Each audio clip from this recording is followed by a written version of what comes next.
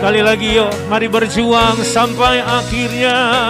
Ku berjuang sampai akhirnya. Yes.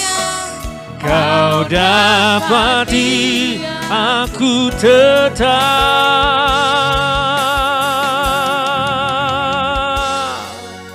setia.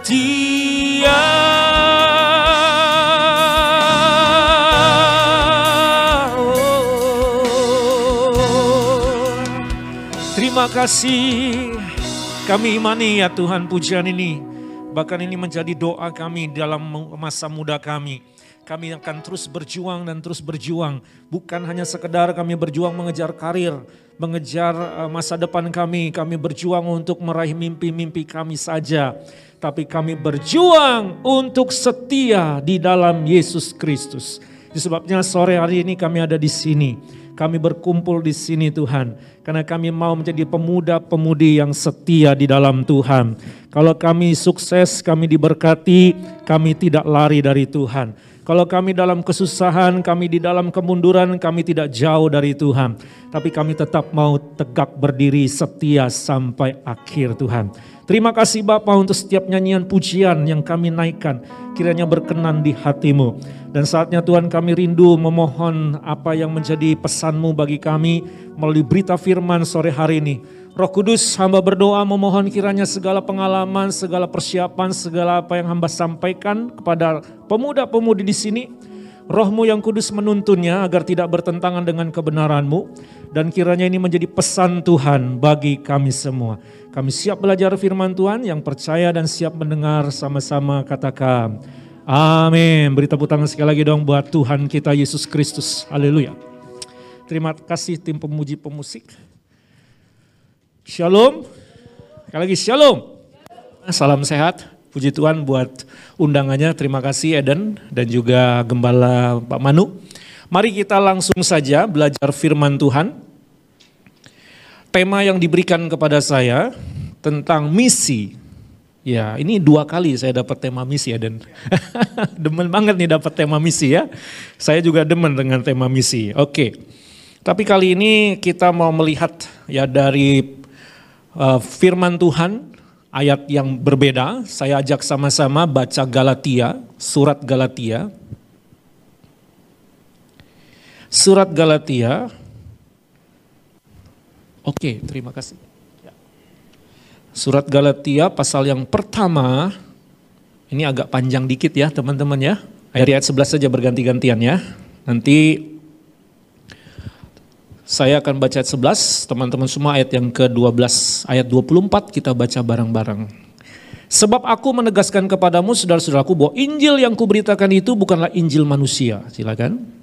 Karena aku bukan menerimanya dari manusia dan bukan manusia yang mengajarkannya kepadaku, tapi aku menerimanya oleh perkataan Yesus Kristus. Sebab kamu telah mendengar tentang hidupku dahulu dalam agama Yahudi tanpa batas aku menganiaya jemaat Allah dan berusaha membinasakannya. Dan di dalam agama Yahudi aku jauh lebih maju daripada teman yang sebaya dengan aku dan saya satu. Sebagai orang yang sama dan Tetapi waktu Ia yang telah memilih aku sejak kandungan ibuku dan memanggil aku oleh kasih karunia-Nya berkenan menyatakan anaknya di dalam aku supaya aku memberitakan dia di antara bangsa-bangsa bukan Yahudi, maka sesaat pun aku tidak minta pertimbangan kepada manusia. juga aku tidak pergi ke Yerusalem mendapatkan mereka yang malah menjadi rasul sebelum aku. Tetapi aku berangkat ke tanah Arab dan dari situ kembali lagi ke Damsyik. Lalu 3 tahun kemudian aku pergi ke Yerusalem untuk mengunjungi Kefas dan aku menumpang 15 hari di rumahnya. Tapi aku tidak melihat seorang pun dari rasul-rasul yang lain kecuali Yakobus, saudara kepada Yesus. Di hadapan Allah aku tegaskan apa yang kutuliskan kepadamu ini benar. Aku tidak berdusta.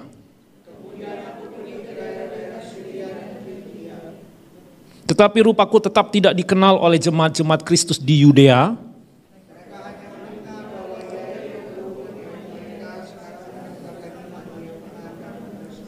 Bersama-sama dan mereka memuliakan Allah karena aku. Sekali lagi ayat 24, 3, 21. Dan mereka memuliakan Allah karena aku. Ya, tema yang diberikan misi, tapi saya memberikan tema tambahan, yaitu because of me. Terinspirasi dari ayat 24. Karena aku. Karena siapa, saudara? Aku. Apa? Apa yang dimaksud karena aku ini? Ayat 24, dan mereka memuliakan Allah karena aku. Wow. Jadi kalau mau bicara soal misi, teori apapun, mau dari sumber manapun boleh. Tapi satu pernyataan ini tidak boleh kita lupakan dan ini menjadi dasar yang paling utama kalau bicara soal misi. Orang boleh sukses, tapi belum tentu memuliakan Allah. Betul nggak? Target Anda boleh tercapai, tapi belum tentu nama Tuhan dipermuliakan. Dapat jodoh, dapat pacar, bisa saja dapat, tapi belum tentu pacaran memuliakan Allah. Dapat bisnis, dapat kangtau, dapat pekerjaan, bisa. Tapi belum tentu setelah Anda dapat kangtau, nama Tuhan dimuliakan. Halo? Anak-anak muda, bisa mengerti sampai sini? Bahkan kalau mau lebih dalam lagi, masuk ke lingkungan internal gereja, Anda beribadah sampai selesai. Karena ada banyak orang beribadah gak sampai selesai. Right? Benar gak? Ya, di tengah-tengah ibadah bisa pulang duluan, belum terima doa berkat sudah pulang duluan. Betul? Datang kebaktian kita mulai jam 5, dia setengah 6 baru datang, baru gitu 15 menit kemudian udah pulang. Karena ada telepon, Kang Tau bro, Kang Tau, telepon, terima telepon dulu, bisnis dulu bos. Masih ada yang begitu. Tapi ada anak-anak remaja muda Anda bagus pelayanan, ikut aktif dan juga Anda ibadah rajin. Tapi apakah nama Tuhan dipermuliakan? Apa gunanya kita misi apapun kalau yang dipermuliakan bukan Tuhan? Right? Betul? Ya, ini penting sekali, ini jadi dasar kita untuk bermisi teman-teman. Karena kalau mau bicara project, mau bicara soal masalah target, mau bicara soal ekspansi, mau bicara soal pengembangan, mau bicara soal kemajuan. Wow, saudara, banyak orang bisa lakukan itu. Tapi memuliakan Tuhan belum tentu. Lebih banyak adalah memuliakan diri sendiri. Oke, slide boleh next berikutnya. Teman-teman boleh dilihat ya. Ini ada satu gambar, lagi ngapain nih? Lagi konser ya. Konser apa ini? Konser berantem. Ada yang punya pengalaman? Ada masa mudanya punya pengalaman? Kita pernah punya pengalaman begini berantem waktu masa sekolah. Ada yang pernah ikut tawuran? Oh iya, ketua Anda pernah tawuran bro. Dan pernah tawuran, di mana tawurannya? Kampungnya. Oke, menang kalah? Menang. Puji Tuhan menang. Puji Tuhan menang. Haleluya. Luar biasa tawuran menang, puji Tuhan. Ya, teman-teman lihat ya. Dalam hidup ini manusia ini pada dasarnya terbagi dalam dua kelompok orang. Ya, yang pertama adalah bicara tentang because of me karena saya ini saya bawa dalam dua pilihan, dalam dua tujuan, dalam dua arah. Arah yang pertama adalah apa? Because of me saya di sini menjadi troublemaker. Oke, ini yang pertama, sebagai troublemaker. Tapi yang kedua kita sebagai problem apa? Teman-teman termasuk yang mana nih? Kehadiran saudara di rumah, troublemaker atau problem solver? Kehadiran Anda di perusahaan, ngomong-ngomong sebelumnya saya mau tahu ini semua sudah kerja? Kuliah? SMA ada yang anak SMA? Oh masih SMA ya, oke. Kenapa? Masih apa? SMP? Enggak ya? SMP enggak ada ya? Teens ya? Ini batas paling minimalnya SMA. SMA, kuliah, kerja. Terus yang menikah ada? Oh, enak banget nunjuknya nih gitu. Kamu? Oh ya masih nggak apa-apa, nanti next menyusul ya Dan ya. Yang sudah menikah boleh tahu berapa orang? Hanya satu saja. Oh, aduh, 3. Oke, 3 orang. Yang di belakang? Oh belum. Nah, ini kosong.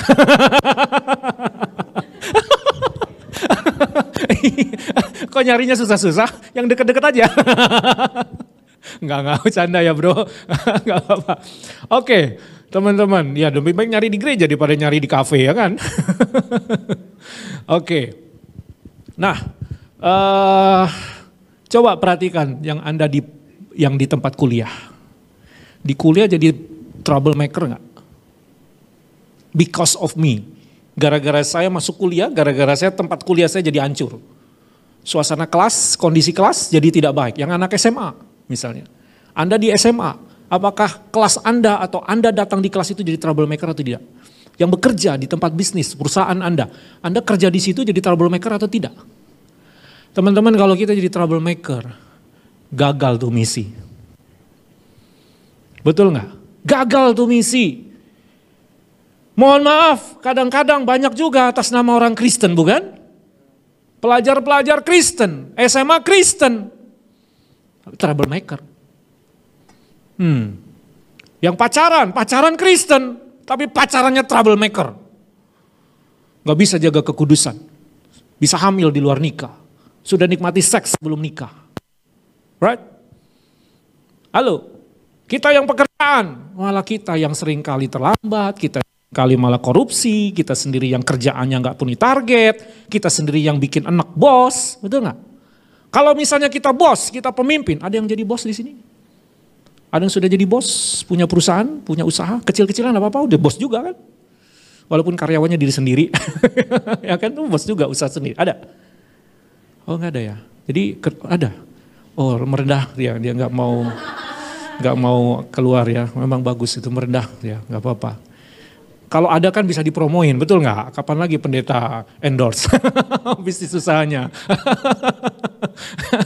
Oke, yang punya usaha misalnya, usahanya usaha apa dulu nih? Karena ngaku-ngaku Kristen anak pendeta loh, bisnisnya ilegal. Gimana ini Pak? Gimana ini bro? Tapi Kristen, tapi bisnisnya bisnis yang merusak generasi. Bisnis yang produk-produknya bukan produk yang legal. Tapi di gereja penyumbang yang gede. Ayo gimana ya? Hah? Gimana ini kalau begini ya? Ayo. Teman-teman, coba perhatikan ini. Jadi mari kita belajar untuk ngecek diri kita. Because of me, saya ini jadi troublemaker gak? Termasuk di gereja ini. Anda kira gereja baik-baik? Banyak gereja pecah. Banyak gereja pecah. Dan kalau gereja pecah, bagaimana misi bisa berjalan? Internal kita aja ribut. Betul gak teman-teman? Kecuali kalau penyelesaiannya ada dengan damai masih mending. Tapi kalau penyelesaiannya gak damai bagaimana? Betul gak teman-teman? Ya oke lah kalau misalnya tetap pecah oke lah. Misalnya karena beda visi, karena beda apa. Oke gak apa-apa. Tapi mari kita lihat ke depan. Mereka perjuangkan apa? Apakah tetap bisa memuliakan Tuhan atau tidak? Betul gak teman-teman? Jadi ini sebuah masalah. Ya, kalau kita mau bicara memuliakan Allah, because of me-nya, kita mesti pastikan diri Anda dan diri saya bukan sebagai troublemaker, tapi sebagai apa? Problem solver. Coba bilang sebelah kanan kiri, bilang ini. Jangan jadi troublemaker ya. Jadi apa? Problem solver. Oke, baik. Next berikutnya teman-teman. Nah mari kita lihat ya beberapa troublemaker yang terjadi di generasi. Karena kita bicara anak muda, ini banyak banget anak muda nih yang masuk dalam lingkungan ini. Yang pertama ini mereka akan menjadi orang apa? Boleh diklik berikutnya. Ini troublemaker beberapa di zaman ke zaman ini. Radikalisme agama. Ini anak muda banyak banget nih. Betul? Radikalisme agama. Banyak banget. Apakah ini memuliakan Allah? Halo teman-teman, memuliakan Allah? No. Next apa lagi? Kita lihat kadrun. Tahu kadrun? Singkatan apa? Kenapa kadal gurun? Apa tuh maksudnya kadal gurun? Cek aja ya. Kenapa bilang kadrun? Ini istilah yang ngetren ya, hanya ada di Indonesia istilah ini. Kadrun, kadal gurun. Dan ini masih orang-orang yang keagamaan. Betul nggak teman-teman? Ya. Dan ayat yang baru kita baca tadi adalah Rasul Paulus, sebelumnya namanya Saulus. Model yang begini orangnya. Betul nggak? Model yang begini nih orangnya nih. Model yang begini. Iya. Terus apa lagi? Kriminalisme. Ini banyak anak mudanya di kriminalisme. Baru-baru ini kan ada kejadian ya. Bagaimana terjadi sebuah pembunuhan. Ya, ada seorang saya lupa itu masih ada hubungan membunuh ibunya, membunuh pacarnya, dan gara-gara ributan pacar berantem, satu digebukin sampai koma, betul? Anak muda bukan? Anak muda, bukan orang tua, ya kan? Yang kayak gini-gini ini apa ini? Next berikutnya. Nah ini kemudian itu yang agak-agak keras ya, yang agak-agak waduh itu kayak berbahaya sekali. Tapi ada yang kelihatannya enggak berbahaya banget. Dia enggak ganggu orang, dia enggak ngerusak orang, dia enggak ngancam orang, dia enggak nyakitin orang. Tapi ada yang nyakitin diri sendiri. Dengan apa? Lihat ini. Kiasuisme. Tahu istilah kiasuisme? Ini kurang sorry ya. Kiasuisme. Ini sebuah filosofi, sebuah ajaran. Dan orang yang punya penganut kiasuisme adalah orang-orang yang mau bilang ini, saya nggak boleh lebih buruk dari orang lain. Saya mesti jadi orang yang paling hebat dari orang lain. Ini mirip-mirip kayak orang yang ambisius. Mirip-mirip seperti orang yang nggak mau kalah sama orang lain. Dia senang lihat orang lain susah, dia susah lihat orang lain senang. Ya, dia nggak ganggu, dia nggak apa, tapi dia benci secara pribadi, dia nggak seneng saingan dengan orang. Maunya dia yang paling the best. Di gereja kayaknya nggak ada ya, yang kayak gini-gini nggak ada ya. Kok diem? Ya kan? Ya. Di perusahaan banyak pekerjaan begini, sesama karyawan bisa saling sikut-sikutan. Ini misi ini kayak yang mau kita kejar. Teman-teman, bukan ini kan, tapi saya kasih tahu faktanya nih. Terus berikutnya apalagi yang terjadi? Selain kiasuisme, magarisme. Ini magarisme itu artinya kaum rebahan, mager istilahnya, kata magerisme. Mager, nggak nyakitin orang, dia nggak ngerti orang, nyakitin diri sendiri, tidur seharian. Ya nggak mau kemana-mana, ke kamar mandi juga males, mandi juga males, sikat gigi juga males. Pokoknya kerjanya mager aja. Yang beginikah yang akan kita membawa diri kita ke misi berikutnya apa lagi? Next, nah ini yang kita rindukan. Evangelisme, misioner. Amin? Amin teman-teman? Sekarang Anda masih karyawan yang jadi bos cuma satu. Puji Tuhan bos kita satu ini rendah hati, masih kristosentris, masih mau melayani, datang ibadah. Semoga nanti kalau semua jadi bos, amin. Gereja ini tetap ada Anda ibadah di sini. Gak pernah jauh dari Tuhan, makanya Paulus ingetin, come on jemaat Galatia, jangan keluar dari Injil yang asli. Berbalik kembali kepada Kristus sentris, Kristus yang asli. Nah teman-teman sekalian, kita lihat lagi berikutnya. Ya, kalau bicara soal kita memang benar-benar menjadikan Yesus Kristus sebagai pusat kehidupan kita, maka hati-hati sekali lagi, hati-hati dengan Injil lain. Injil-Injil yang menarik saudara untuk tidak menjadikan Kristus sebagai pusat segalanya. Tetap Yesus yang menjadi nomor satu. Jangan kita yang jadi nomor satu. Amin. Kalaupun kita jadi orang nomor satu dan kita tetap bilang yang bikin saya jadi nomor satu adalah Kristus. Amin saudara. Jangan lupa ini. Kalau memang betul-betul Anda menjadi Kristus, maka kita tidak akan pernah tinggalkan Yesus. Apapun yang terjadi. Bukankah ada sebuah pujian? Ku mau cinta, apa saudara? Yesus selamanya. Terus?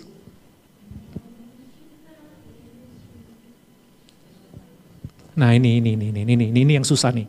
Meskipun badai dalam hidupku, ku tinggal Yesus untuk selamanya. Ada badai soalnya. Kalau satu badai ya gak apa-apa lah. Silih berganti loh. Benar gak teman-teman? Hah? Ini hati-hati nih. Ya, ini yang belum punya jodoh, hati-hati ya dengan Injil lain. Ada cowok-cowok di luar sana yang cewek-cewek, ada cowok-cowok di sana membawa kabar sukacita. Membawa kabar baik, jemput Anda pakai Mercy, kabar baik. Kuliahin Anda, kamu kuliah gimana bayarnya? Enggak, saya bayarin, kabar baik. Iya enggak? Hah? Kalau misalnya diajak makan, bukan makannya warteg nasi goreng ya. Kabar baik, kapan lagi punya pacar yang begini demi dia. Enggak apa-apa lah, yang penting dia cinta saya. Beda loh iman keyakinannya. Enggak masalah, yang penting saya terpelihara dengan sempurna. Bukannya nggak boleh ya teman-teman. Tapi jangan sampai itu bisa membuat Anda pindah ke Injil lain. Yang bisnis, hati-hati ya. Sekarang lagi banyak loh, lagi marak loh orang-orang ngepreng-ngepreng. Janji-janjiin dapat penghasilan sekian, dapat untung sekian. Betul nggak? Ternyata akhirnya tipu menipu uang kita yang diambil. Betul nggak teman-teman? Injil lain, kabar baik. Kamu kalau ikut bisnis ini 3 bulan pasti bisa beli rumah. Kamu bisa jalan-jalan ke Amerika. Injil lain. Ya enggak teman-teman? Ya. Demi itu Anda Uber, akhirnya pelayanan ditinggal. Semuanya ditinggal, ibadah tinggal, kejar itu. Anda sudah tidak kristosentris lagi. Nangkep sampai sini teman-teman? Hati-hati. Oke. Next berikutnya, yang kedua. Yang kedua, perhatikan teman-teman, Rasul Paulus menulis di sini, dia dulu punya pengalaman agama Yahudi. Dan waktu dia jadi agama Yahudi nggak main-main loh. Serius. Dia waktu beragama Yahudi, dia bilang begini, coba saudara perhatikan. Dia bilang apa saudara? Coba perhatikan. Ayo lihat ayat ini penting sekali. Ayat yang kedua, ayat yang ke-14, kita baca sama-sama. Ayat yang ke-14, 3, 2, 1. Dan di dalam agama Yahudi, aku jauh lebih apa? Aku jauh lebih apa? Maju dari banyak teman yang sebaya dengan aku di antara bangsaku sebagai orang yang sangat rajin memelihara adat istiadat nenek moyangku. Wih, luar biasa. Teman-teman lihat, waktu dia jadi orang beragama Yahudi, serius enggak? Main-main enggak? Terus sekarang dia jadi Kristen, dia sekarang jadi mengikut Yesus. Serius juga enggak? Lebih serius atau enggak? Maksudnya begini teman-teman, maksudnya begini, kalau engkau mengikuti sesuatu, mengambil keputusan sesuatu, jangan main-main. Engkau mesti serius. Dan tanda bukti Anda serius melakukan itu, Anda mesti punya pengalaman. Katakan sama-sama, saya punya pengalaman. Bilang sama-sama, saya punya pengalaman. Pengalaman apa? Pengalaman berjalan bersama dengan Tuhan. Pengalaman bahwa ikut Yesus benar-benar nikmat sekali. Ikut Yesus enggak rugi. Ikut Yesus asik. Ikut Yesus keren, ikut Tuhan, nikmat sekali. Halo teman-teman? Kalau enggak sampai level itu, mohon maaf, kita masih hanya sampai sebatas beragama Kristen. Cuman sampai beragama Kristen. Tapi kalau engkau punya pengalaman dengan Tuhan Yesus, engkau enggak cuman beragama. Engkau enggak akan cuma beragama. Dan pengalaman itu menjadi semangat misi kita untuk cerita ke orang lain. Betul nggak teman-teman? Orang boleh punya keyakinan hari-hari ini. Orang banyak pilih agama hari-hari ini. Tapi belum tentu mereka punya pengalaman dengan Tuhan. Betul nggak? Pernah ngerasakan Tuhan tolong saudara? Pernah mengalami mujizat Tuhan? Pernah mengalami kuasa Tuhan? Pernah mengalami pertolongan Tuhan? Benar, serius. Itu modal sebagai seorang misioner. Itu modal sebagai evangelis. Karena yang mau kita ceritakan siapa? Dia. Anda kalau jual produk, jual barang gitu kan. Ada dua tipe orang jual produk. Kalau dia sebagai sales doang. Dia hanya sebagai sales, dia hanya jual barang, yang penting barang laku. Tapi dia gak dapet tuh barang. Dia gak ngerasain tuh barang. Betul gak? Mohon maaf yang sales ini. Kalau dalam dunia marketing memang itu gak masalah, bukan? Betul gak? Tapi ada orang yang mau cerita untuk jual barang, dia yang punya. Dia yang ngalamin. Beda gak? Beda gak? Beda gak teman-teman? Beda. Makanya saya beritahu teman-teman di sini yang datang ibadah. Please, Anda bukan cuma ngalamin ibadah, tapi ngalamin Tuhan yang hadir dalam hidup saudara. Pernah ngerasain kalau Tuhan jamah saudara? Pernah ngerasain kalau saudara berdoa Tuhan sentuh Anda? Pernah Anda waktu nyanyi nyembah Tuhan, Anda bisa merasakan hadiratnya? Pernah saat saudara menjadi berjemaat berdiri di sini ibadah, engkau nyembah, ada WL nyanyi puji Tuhan dan engkau merasakan Tuhan jamah? Pernah engkau dengar pendeta khotbah di sini dan firman itu tembus masuk ke dalam batinmu dan memberkati engkau, menyentuh engkau, menegur engkau? Dan kamu bilang thank you Tuhan, terima kasih, aku datang gak sia-sia, khotbah ini menjawab aku, khotbah ini menyentuh aku. Itu pengalaman. Paulus ngalamin itu. Dulu aku di agama Yahudi, aku begitu. Tapi setelah Kristen, aku lebih asik dan gak mau lagi balik ke agama Yahudi yang lama. Kenapa? Karena pengalamanku di dalam Yesus jauh lebih nikmat, jauh lebih besar dari apapun. Amin? Ya. Halo, teman-teman. Ini yang menikah nih ya, ini juga saya juga sudah menikah. Ini jadi tantangan ya.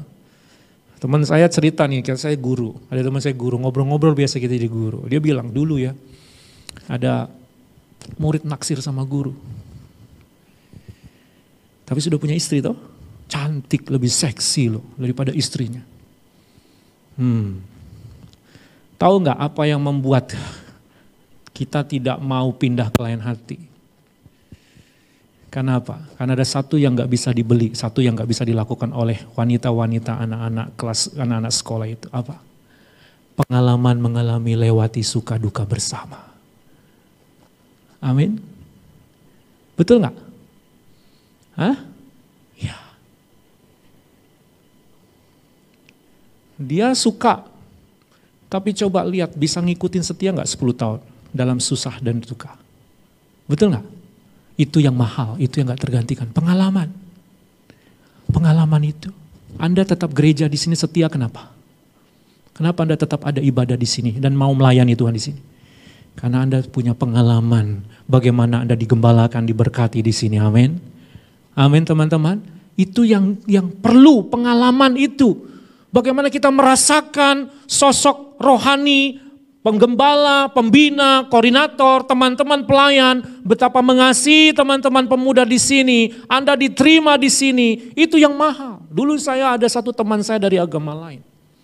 Salah satu yang menarik dia kenapa mau jadi Kristen, dia bilang gini, beda ya kalau ke gereja, kok saya disambut banget. Tapi sementara saya ketika saya ibadah di tempat agama yang lama, kok kayaknya enggak. Saudara bisa mengerti maksudnya? Ada sebuah pengalaman. Itu yang dialami Paulus teman-teman. Sampai satu titik kalau Anda punya pengalaman bersama dengan Yesus. Ya berikutnya. Ini saudara. Sampai satu titik ini. Dengar baik-baik. Sebelum kita masuk bagian terakhir. Sampai saudara punya ngomong gini. Mulut Anda ngomong gini. Dengar ya. Ini orang yang ngalamin Tuhan. Dia akan bilang gini. Tanpa Tuhan aku tidak bisa buat apa-apa. Please Tuhan, jangan tinggalkan saya. Aku perlu Engkau. Tanpa kamu, aku gak bisa apa-apa. Ini orang yang ngalami Tuhan. Tapi kalau orang yang punya pengalaman Tuhan, gak usah ngomong Tuhan-Tuhanan. Saya bisa. Gak perlu Tuhan-Tuhanan. Gak usah ngomong Tuhan-Tuhanan. Dengar baik teman-teman anak-anak muda di sini. Sampai satu titik engkau akan berkata, Tuhan, tanpa Engkau, aku gak bisa apa-apa. Jangan cuman dalam lagu cinta-cintaan doang. Aku tanpamu, butiran debu. Baru satu cewek dia jadi debu dia. Gimana kalau dia putusin 5 cewek? Jadi apa dia? Betul gak teman-teman? Udah butiran debu, gak tahu jalan pulang. Aku terjatuh dan tak bisa bangkit lagi. Aku tenggelam dalam lautan luka dalam. Aku tersesat dan tak tahu arah jalan pulang. Tuh coba bayangkan tuh. Tapi ambil ini untuk hubungan kita dengan Tuhan.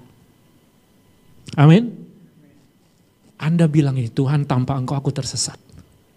Saya ganti nih kalimat lagu ini. Tapi untuk dia. Itu baru orang yang ngalamin. Kenapa lagu ini diciptain seperti itu? Karena dia ngalamin cinta mati itu sama tuh cewek. Bener gak teman-teman? Karena begitu dia ngalamin dia luka hati. Seperti itulah hubungan kita dengan Tuhan. Kalau engkau serius sama Tuhan, engkau tidak akan berani tinggalkan Tuhan. Dan saya mau beritahu kabar baik dengan pacar boleh tinggalkan Anda.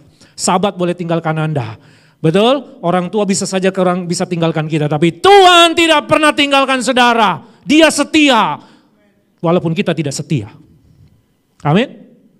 Yang terakhir, pemain musik boleh siapkan diri. Yang terakhir teman-teman, apa yang harus kita miliki selain experiencing God. Pengalaman bersama dengan Tuhan. Yang ketiga, ini yang kita harus alami. Slide berikutnya.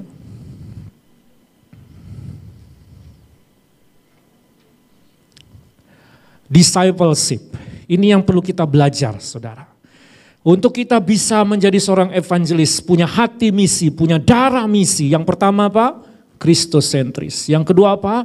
Experiencing, punya pengalaman dengan Tuhan. Yang ketiga, Anda harus tetap punya hati seorang murid yang mau belajar. Saudara dengar baik-baik. Saudara masih tahu ya, sebuah perusahaan apapun, kalau dia nggak upgrade diri, kalau dia nggak belajar sesuatu yang baru, dia pasti akan ketinggalan zaman. Betul tidak? Begitu juga dalam bermisi. Banyak misi yang jalannya kolot. Dulu KKR adalah misi yang paling the best. Bukan berarti KKR itu tidak penting. Tahun 60-an, 80-an KKR masih efektif. Tapi zaman now, dengan adanya sosial media, dengan adanya teknologi yang zaman sekarang, mohon maaf, KKR bukannya nggak efektif. Tapi perlu update lagi. Yang paling the best, yang tidak akan pernah hilang dengan zaman, pemuritan, discipleship. Amin. Makanya saya punya sebuah pemuritan. Saya punya komunitas namanya Happycom. Itu cara saya untuk memuridkan generasi anak-anak muda. Kumpulan dari anak-anak murid SMA dari berbagai sekolah, ada yang juga kerja. Saya bikin komunitas itu. Saya muridkan mereka di sana. Ayo, kalau di gereja ini ada komsel, kalau gereja ini ada pemuritan komunitas, ikut. Tanpa itu, dengar baik-baik, engkau tidak akan bisa punya hati misi. Lama-lama misi itu akan hilang. Jangan cuman ibadah doang. Jangan cuman gereja seminggu sekali doang. Discipleship. Amin teman-teman. Ya. Di dalam pemuritan itu saudara, Anda akan diajar, dididik untuk mengenal apa yang harus kita lakukan dalam hidup kita. Belajar dari siapa? Belajar ilmu, keteladanan dari para senior-senior Anda. Come on. Di sini ada senior-senior bukan? Belajar dari Kak Eden. Belajar dari Kak Manu. Belajar dari siapa teman-teman di sini? Hai anak-anak muda yang datang, yang SMA. Hormati. Belajar. Kak, muridkan saya. Kak, tolong bimbing saya. Ngomong gitu. Jangan cuma datang ibadah. Tanpa itu saudara gak akan terjadi. Rasul Paulus sendiri belajar. Dia bela-belain ke Yerusalem, dia bela-belain ke Arab. Karena Arab dulu Kristen saudara, banyak orang Kristen di sana. Dan Paulus belajar di sana, 3 tahun belajar di sana. Lalu dia belajar sama Kefas yang dimaksud adalah Petrus. Dia nginep 15 hari, dia belajar dari senior. Amin. Harus punya hati murid. Lalu berikutnya teman-teman, belajar untuk punya prinsip hidup lurus.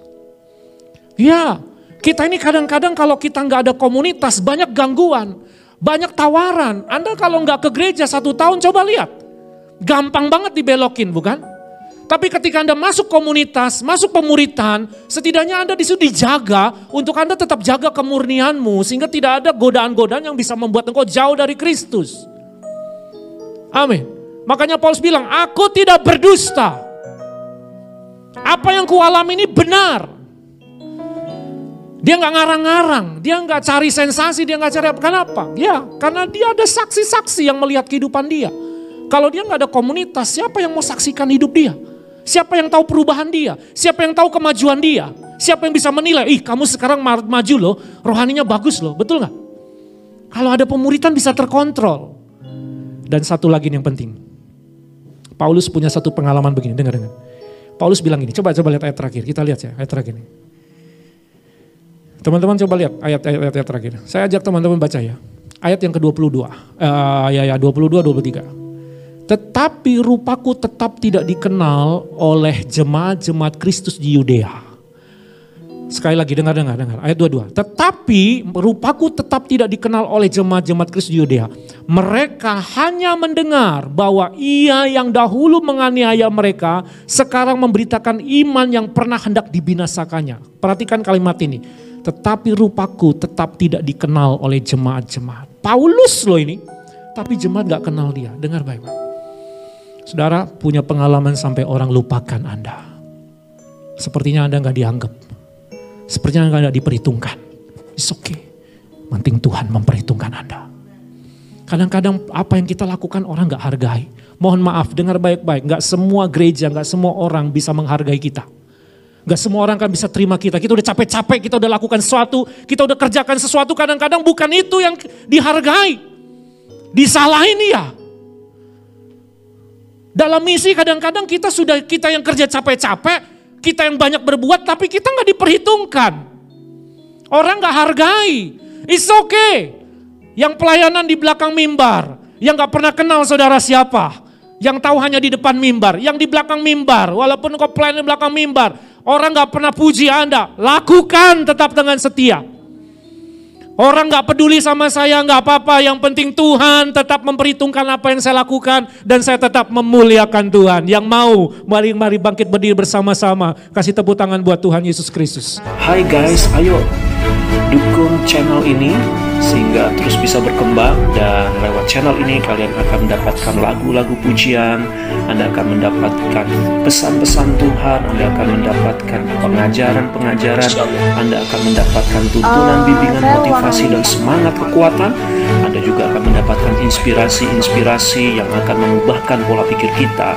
Jangan lupa ya untuk subscribe, bunyikan lonceng notifikasinya, share, like, komen, supaya lewat channel ini menjadi berkat dan saksi bagi generasi ke generasi. Terima kasih untuk dukungan, semangat, doa kalian semua guys untuk channel ini. God bless you and God be with us.